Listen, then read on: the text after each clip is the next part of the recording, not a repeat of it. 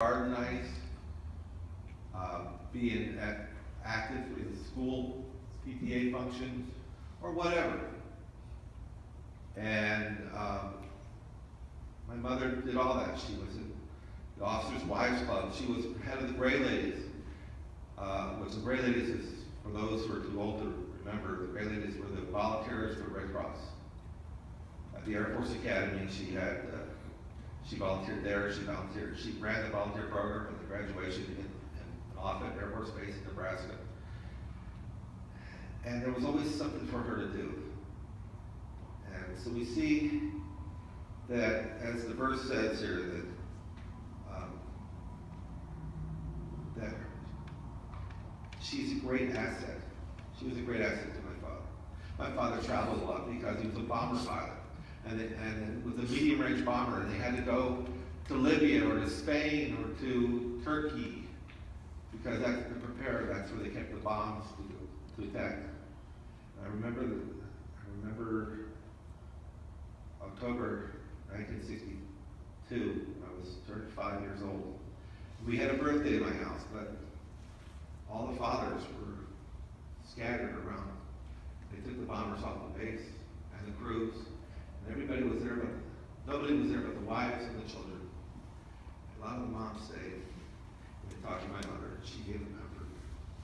Because she was a squadron commander's wife. That's what she did. When she retired, Colorado Springs, she had a love for the city. I said she was a Wellesley girl. A lot of people are Wellesley graduates.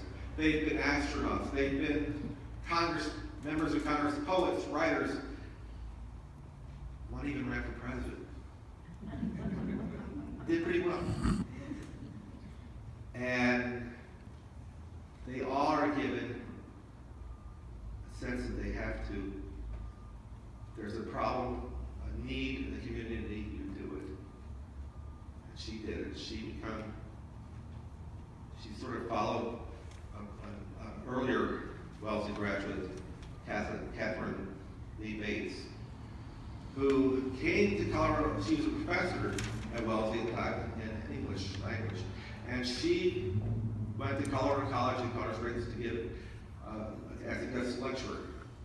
And she took it upon herself, before they built the Cog Railroad to the top of Pikes Peak, she climbed the 14,511 feet to the summit.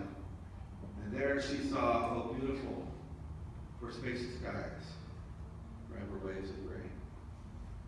She wrote that because she saw this view. And that was just looking downhill. If you're looking uphill, it was a nice view too. My mother loved Colorado Springs. I got a note from my brother-in-law's sister, Nancy's sister. And they went to Colorado, they visited with my mother, and she gave them the tour because this was her city. She had advocated for things like the convention center / ice arena for the college hockey team, and their brick was on there, and she fought for that. She said, "This is what I fought. These are the other things I fought for."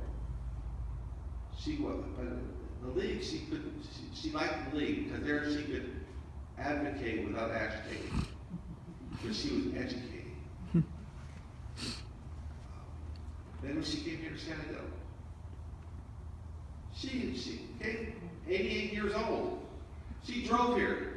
I'm not saying she drove all the way to Colorado, but somehow her car got here.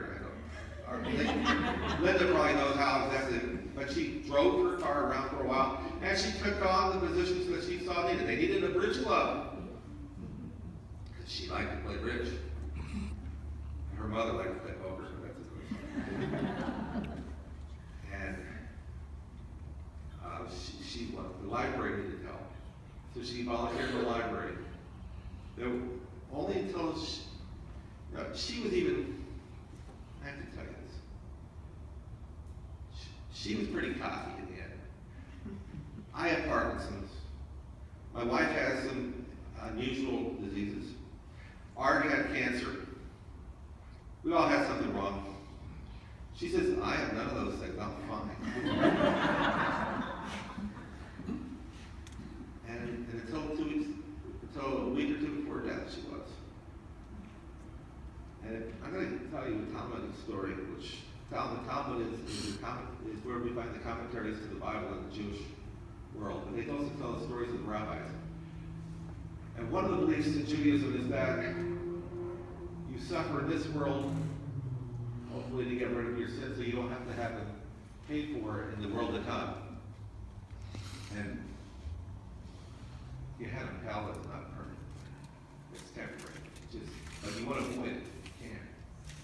And so I think that the 8 days that she sat there in the bed, if she committed any sins, those 8 days of her mind being gone, but her body still living, I knew her soul was there.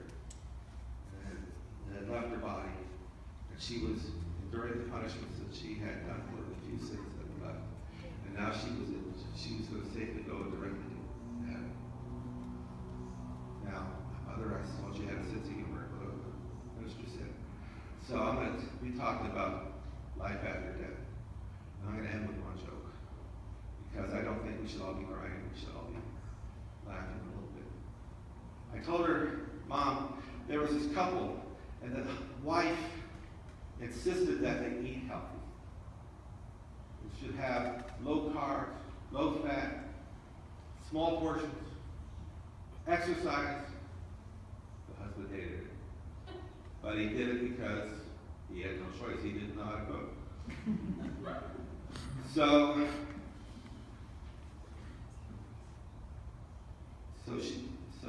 what happens is that they live to be a long life. They live to be about 80, 85. And then they get died. God chooses to kill them in a car accident together. They both go up to heaven. And they see where they're going to spend eternity. There's a beautiful mansion that they're going to live in. Do I have to pay for this? Do I have to mow the lawn or trim the weeds or anything? The angel says, absolutely not. This has happened. It's all taken care of. It's yours. He says, wow.